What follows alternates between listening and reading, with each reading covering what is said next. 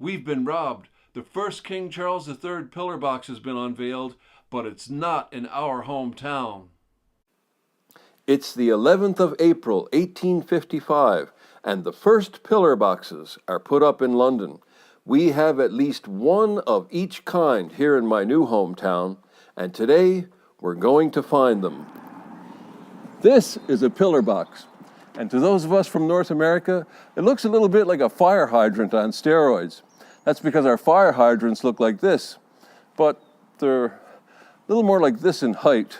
The perfect height for a kid to leapfrog over and catch their trousers on that top bit and send them arse over kettles, face first into the ground. I've been visiting this country pretty much every year since 2004, but it wasn't until we moved here about 5 years ago that I noticed you don't have fire hydrants. Well, at least the type I'm used to anyway.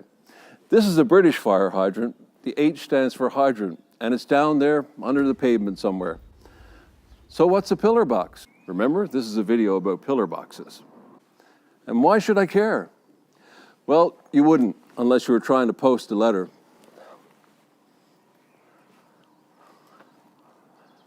It's a mailbox, or as they call it here, a post box or a pillar box, because it's shaped like a pillar, I guess. Canada Post has mailmen deliver the mail, and here in the UK, Royal Mail has postmen deliver the post. There's such a ubiquitous thing here in the UK, nobody even notices them. Royal Mail estimates there are over 115,000 post boxes in the United Kingdom. No matter where you go, you're usually never more than half a mile from a post box.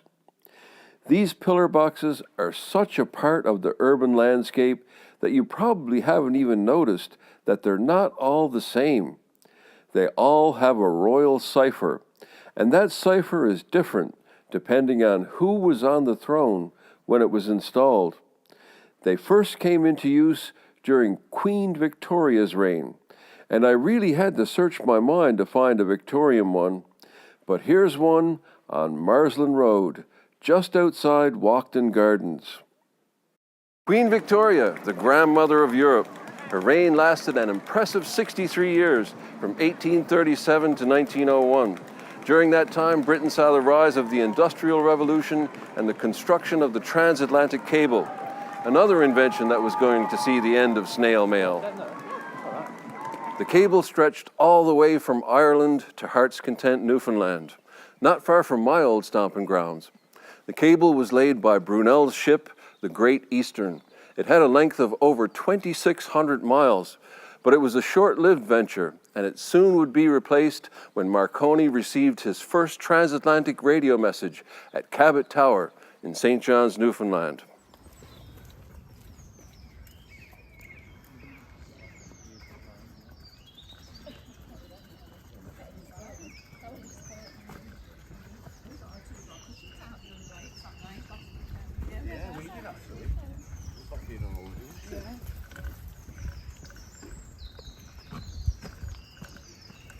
During Victoria's reign, over 30,000 pillar boxes were installed across the UK, and the penny black stamp was invented. The penny black stamp was the first adhesive postage stamp in the world, and it revolutionized the way people sent mail. And thus the riddle, "I travel the world, but stay in my corner," was born. It was also during Victoria's reign that the first pillar boxes were painted red, a color that would later become synonymous with Royal Mail. Early ones were octagonally shaped and painted green. It was thought that the green color would be unobtrusive. A little too unobtrusive, it turned out. People kept walking into them.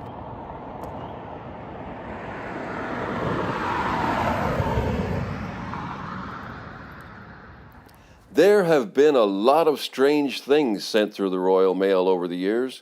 People still like to send food through the post, but how about wild game? You could do that, and you didn't even have to box it up. As long as it wouldn't leak and it had a label around its neck, it was fair game. The rules were a little more lax back in the day. You could even send live animals, as long as it was bigger than a bee and smaller than an elephant. Yep, those were the actual rules. But they weren't too happy about a jar full of live scorpions. Still, there was no rule saying you couldn't send live humans through the post. In 1909, two suffragettes, Miss Solomon and Miss McClellan, posted themselves to 10 Downing Street using the Royal Mail's same-day courier service. They wanted to deliver their message to the Prime Minister in person. Unfortunately, they were returned to the sender by a Downing Street official who refused to sign for them. The postman had to fill out a few forms that day, explaining why he couldn't fulfill his duty. Next, we have King Edward VII here on Harborough Road. He ruled from 1901 to 1910. His reign saw the introduction of the first stamp with the portrait of a monarch on it, and of course his very own pillar box. During his reign, the number of pillar boxes in the UK continued to increase, with over 35,000 in operation by the time he passed away. Edward VII was also known for his love of travel. He was the first British monarch to visit Russia. King George V, he reigned from 1910 to 1936. The number of post boxes for each monarch is unknown, but George V pillar boxes are very common, like this one on the corner of Framingham and Woodbourne Road. During his reign, there may have been as many as 60,000 installed, due to the growth of the postal service and the expansion of the railway network. Another factor that contributed to the increase in post boxes during King George V's reign was the First World War. Many temporary post boxes were installed across the country to cope with the increased demand for postal services for soldiers. Just imagine how many letters have gone through a slot like this to a son at the front. George V oversaw the introduction of the first airmail service. There are many different designs of pillar boxes, including the blue airmail box, gold ones for gold medal Olympians from the 2012 Olympics, and black ones to celebrate Black history. The design was standardized under George V and became the iconic red pillar box we know today. George VI's reign from 1936 to 1952 saw the UK's involvement in the Second World War, which had a significant impact on the postal service. Many post boxes were removed or sealed during the war, and temporary post boxes were installed to cope with the demand. Many were lost in air raids. During his time as king, pillar boxes were painted green as part of the war effort, but after the war they were repainted in their signature red color. Wonder if there's some green paint under here. Queen Elizabeth II is up next. She reigned from 1952 to 2022. Elizabeth II saw many changes in the postal system, including the introduction of first-class and second-class mail services. The changes under her reign we're all well aware of. Until recently, she was the only monarch most of us knew. Elizabeth II had numerous stamps issued in her honor. The first stamp she ever appeared on was a Newfoundland stamp. This was before Canada joined Newfoundland, and before she was queen, of course. So here's another little curious thing that people do with these pillar boxes.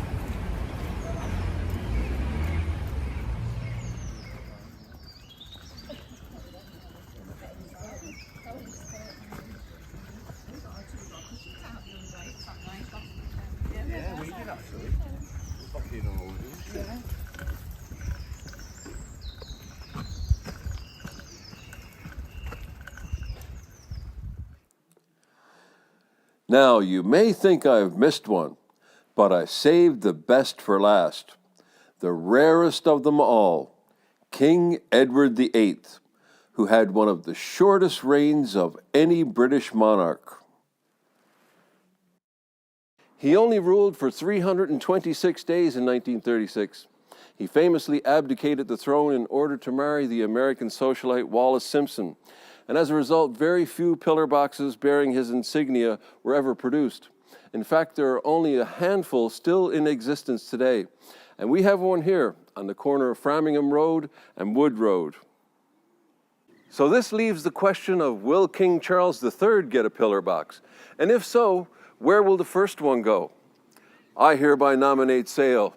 There can't be many places in the country that have one of each monarch, and we can't have that standing ruined. Now, before we go, I have to give honorable mention to another famous postbox. Well, a pair, actually. It's not in sale. It's on the other side of the brook.